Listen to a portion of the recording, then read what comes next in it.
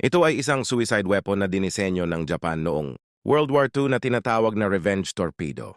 Ang lalaking torpedo na ito ay 14.75 metro. Ang haba at 1 metro ang lapad. Ang front warhead ay puno ng 3 beses na mas maraming pampasabog kaysa sa mga ordinaryong torpedo at pinasabog ng inertial impact. May isang maliit na sabungan sa gitna ng torpedo na maaaring tumanggap ng isang driver at ang buntot ay ang propulsion system.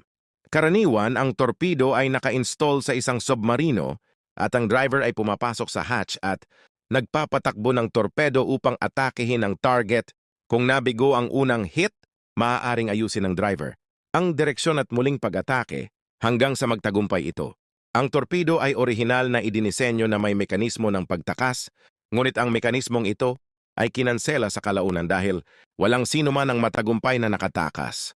Dahil sa mga depekto sa disenyo, ang torpedo ay nagpalubog lamang ng 3 barkong pandigma sa digmaan na nagdulot ng daan-daang pagkamatay at pinabilis ang pagkatalo ng Japan. Bagaman ang sandata na ito ay idinisenyo upang magsagawa ng mga sorpresang pag-atake, ang aktwal na epekto nito ay minimal na nagiging isang patotoo sa kalupitan at trahedya ng digmaan.